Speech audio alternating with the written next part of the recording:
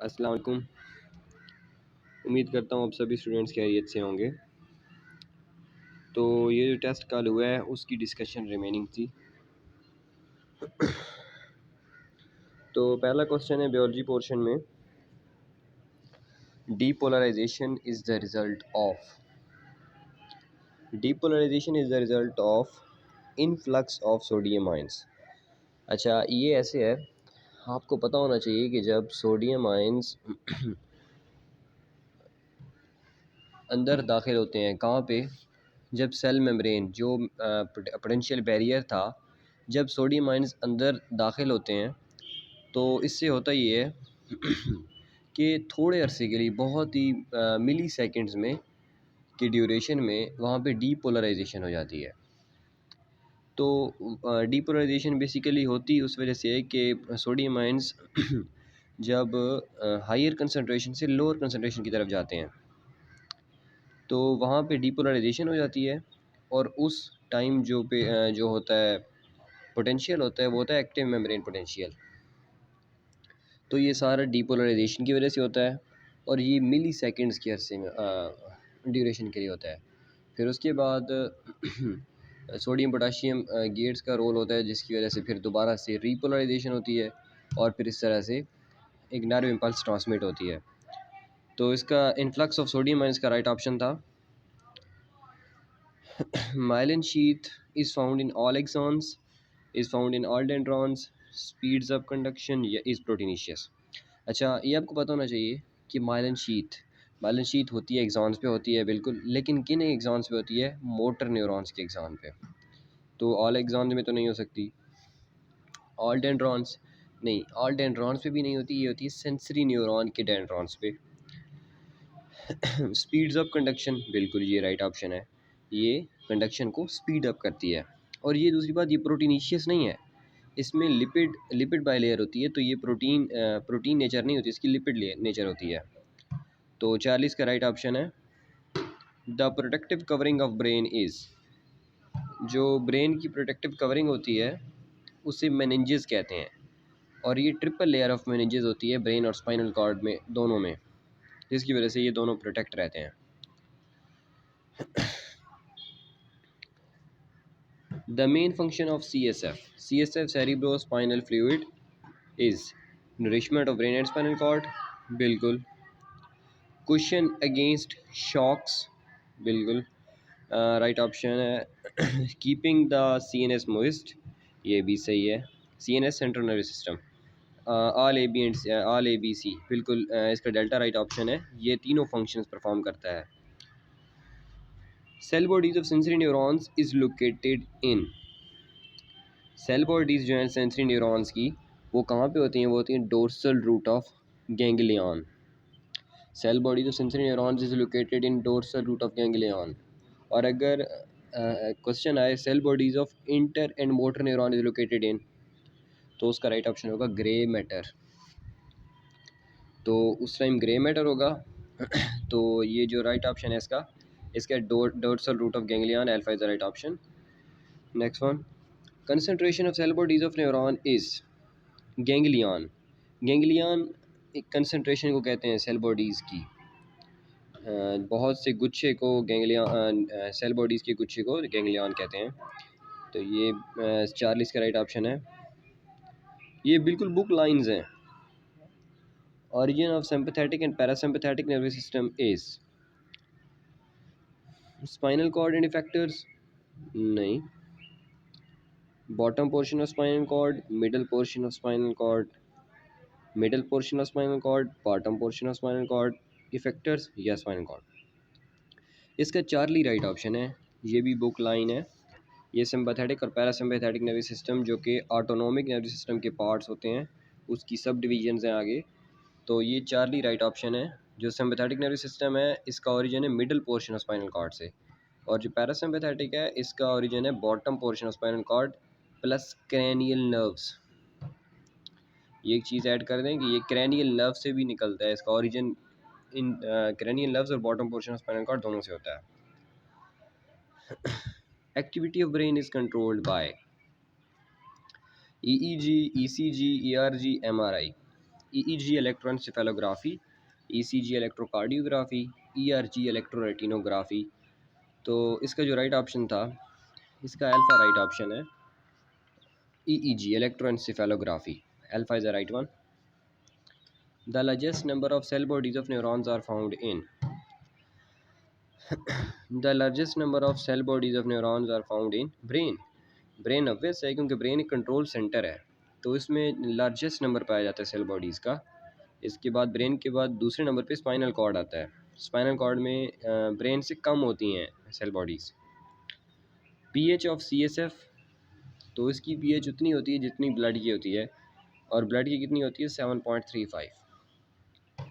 Charlie is right option. CSF is present around brain only, both brain and spinal cord, either brain or spinal cord या spinal cord only। तो इसका right option है beta, ये both brain and spinal cord में पाया जाता है। ये आपको पता होना चाहिए कि मेनिंजेस की प्रेजेंस, CSF की प्रेजेंस ये स्पाइनल कॉर्ड और ब्रेन दोनों में होती है, तो ये आपको पता होना चाहिए। इसका फंक्शन ऊपर आ चुका है, ये चीज़ें आपने लाजमी याद रखनी है, MCQs में पूछी जा सकती हैं। How many sensations are detected by skin? 5. Alpha the right option है। 5 sensations are detected by skin। कौन कौन सी? Touch, pressure, heat, cold and pain. और ये फिर इनके आगे जो नंबर हैं कि किसके कितने टाइम ज़्यादा होंगे, यानी कि pain receptors are 27 times more than cold receptors, cold receptors are 10 times more than heat receptors. यहाँ पे आपने आगे परसेंटेज याद रखनी है, बुक की रीडिंग आपने लाजमी करनी है, टेक्स्ट बुक को आपने फॉलो करना है, आपकी प्रायोरिटी पे टेक्स्ट बुक होनी चाहिए। IQ level, solving mathematical problems and reasoning belongs to, ये ब्रेन के फंक्शन से क्वेश्चन आया है। Hippocampus, cerebral cortex, cerebellar cortex या विजुअल कॉर्टेक्स। तो इसका बीटा राइट ऑप्शन था, ये सेरिब्रम, ये सेरिब्रम या सेरिब्रल कॉर्टेक्स का फंक्शन होता है। GDNF, glial cell derived neurotrophic factor is naturally occurring protein, glycoprotein, glycolipid या लिपोप्रोटीन। ये प्रोटीन होती है, इसका प्रोटीनिशियस नेचर होता है GDNF का। Number of cranial and spinal nerves are respectively, यार ये क्वेश्चन बहुत से स्टूडेंट ने गलत किया है, इससे आसान क्वेश्चन पूरे पेपर में नहीं था। Number of cranial and spinal nerves are respectively, cranial nerves होते हैं 12 पेयर्स, स्पाइनल नर्व्स के होते हैं 31 पेयर्स। तो अब इनके नंबर, क्रैनियल नर्व्स के 24 और स्पाइनल नर्व्स के 62। डेल्टा इसका राइट ऑप्शन था, बहुत से स्टूडेंट्स ने ये क्वेश्चन गलत किया है। फिज़िक्स पोर्शन है, जो फिज़िक्स के क्वेश्चन है वो ग्रुप में पहले ही सॉल्व करके सेंड कर दिए गए हैं। जो स्टूडेंट्स इस वीडियो पर नए आए हैं तो उनके लिए ये है कि हम डिस्क्रिप्शन में हर चीज़ अवेलेबल, हर चीज़ मेंशन कर देंगे, हमारी कॉन्टैक्ट इन्फॉर्मेशन वहाँ पे दी जाएंगी। तो आप में से जो इंटरेस्टेड हो नेक्स्ट टेस्ट में, नेक्स्ट टेस्ट का हिस्सा बनने के लिए, तो हमसे कांटेक्ट करके नेक्स्ट टेस्ट अटैम्प्ट कर सकता है। तो ये क्वेश्चन था, 3 resistances each of 4 ohm are connected to form a triangle, the resistance between any two terminals is. तो ये शेप है ट्राइंगल की, तो इस पे जो फार्मूला लगना है,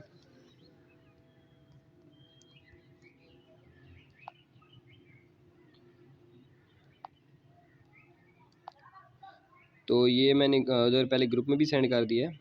तो ये इसमें जो फार्मूला लगना है वो है R equivalent is equal to जो टोटल नंबर ऑफ रेजिस्टेंस है, और टोटल में लिख रहा हूँ, total number of resistances -1 into resistance of each resistor. अगर रेजिस्टेंस सेम हो तो ये फार्मूला आएगा, divide by total number of resistances, फिर से वही। तो इस पे जो कैलकुलेशन आएगी वो आएगी 3 - 1 इंटू 4 डिवाइड बाई 3। तो ये सॉल्व करेंगे तो 8/3 राइट ऑप्शन आएगा, तो इसका बीटा राइट ऑप्शन था। Next one, the value of resistance depends upon, value of resistance depends upon nature, dimension, physical state, all of them. तो ये हर चीज़ पे डिपेंड करता है, रेजिस्टेंस नेचर पे भी डिपेंड करती है, हर वायर की अपनी रेजिस्टेंस होती है, तो ये उसकी लेंथ पे डिपेंड करता है, एरिया पे डिपेंड करता है, उसकी डायमेंशंस यही होती हैं ना, length, area, cross section area, physical states, temperature, तो इन सब चीज़ों पे रेजिस्टेंस डिपेंड करती है। All of these delta is right option. Semen, semen is the unit of conductivity. Resistance का यूनिट होता है ओहम, कंडक्टेंस का यूनिट होता है पर ओहम, रेजिस्टिविटी का यूनिट होता है ओहम मीटर, और कंडक्टिविटी का यूनिट होता है पर ओहम पर मीटर, महू पर मीटर या सीमन। तो डेल्टा इसका राइट ऑप्शन था। Semen is the unit of conductivity. Resistance of 2, 4 and 6 ohm and a 24 volt EMF device are all in parallel. The current in the 2 ohm resistor is। तो पहले आपने ये देखना है कि वो कॉम्बिनेशन किसकी बात कर रहा है, वो कर रहा है पैरेलल कॉम्बिनेशन की। तो पैरेलल कॉम्बिनेशन में जो V होती है, जो पोटेंशियल है वो इक्वल रहता है, हर रेजिस्टर के क्रॉस पोटेंशियल सेम रहता है। तो वो हमसे पूछ रहा है कि 2 ओम रेजिस्टर के क्रॉस करंट कितना होगा। तो I is equal to V over R, V is equal to I R, तो I is equal to V over R. ये कौन सा लॉ है, ओहम लॉ। तो ये फिर क्या आएगा इसका option, right option I is equal to V कितना है, V है 24, और किस रजिस्टर के क्रॉस उसने पूछा है, 2 के क्रॉस, तो इसका राइट ऑप्शन होगा 12 एम्पेयर। तो अल्फा इसका राइट ऑप्शन था। Next question, for maximum power output from the cell the requirement is beta, right option है। R is equal to R। तो यहाँ पे जब हम इक्वल टू R पुट करेंगे तो मैक्सिमम पावर आउटपुट कितनी होगी, P is equal to E square over 4R। ये बिल्कुल टेक्स्ट बुक से क्वेश्चन लिए गए हैं। P is equal to E over E square over 4R। ये उस वक्त आएगा जब हम स्मॉल r को कैपिटल R के बराबर कर देंगे। तो ये क्वेश्चन है, ये सब हमने क्वेश्चन सॉल्व करके ग्रुप में सेंड कर दिए हैं। तो इसलिए मैं यहाँ पे थोड़ा थोड़ा ही डिस्कस करूँगा, क्योंकि यहाँ पे मैं इतनी ज़्यादा एक्सप्लेन नहीं कर सकता। Next question, 2 × 10⁶ electrons passing through a conductor in 1 millisecond. Find electric current flowing through a conductor. I is equal to Q over T as we know, and Q is equal to NE। तो यहाँ पे simple ये formula put करना है, तो यहाँ से right option आ जाएगा। I is equal to Q over T के फार्मूले से होगा ये सारा, तो ये आपने खुद कैलकुलेट कर लेना है। The resistance of a piece of wire is 12 ohm. It is bent to form a equilateral triangle. What is the equivalent resistance between any two corners of the triangle? The resistance of the piece of wire is 12 ohm. जो total resistance है वो 12 ohm है। It is bent to form an equilateral triangle. What is the equivalent resistance between any two corners of the triangles. तो ये question है, ये भी already solve करके सेंड कर दिया है। ये ऐसे है 4 4 4, तो ये दोनों सीरीज़ में आ गए, तो इनको आपस में ऐड कर देंगे, तो जो फिर इसको ऐसे बन जाएगा।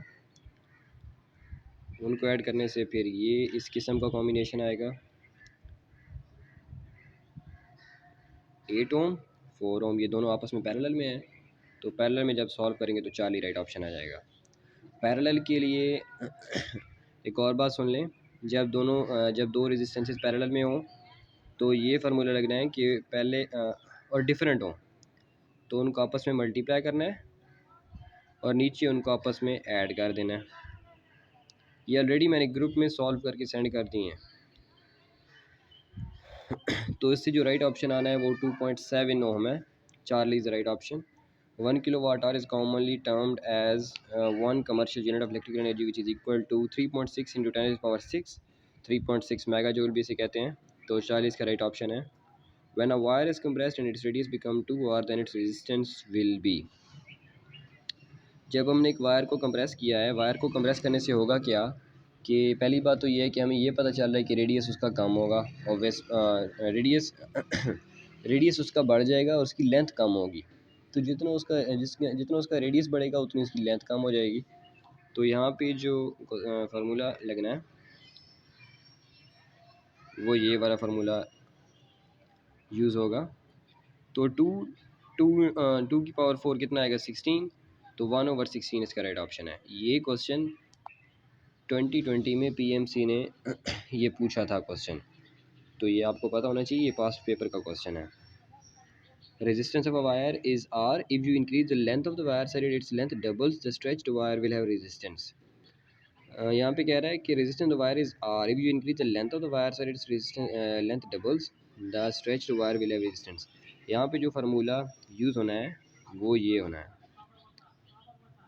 n square R.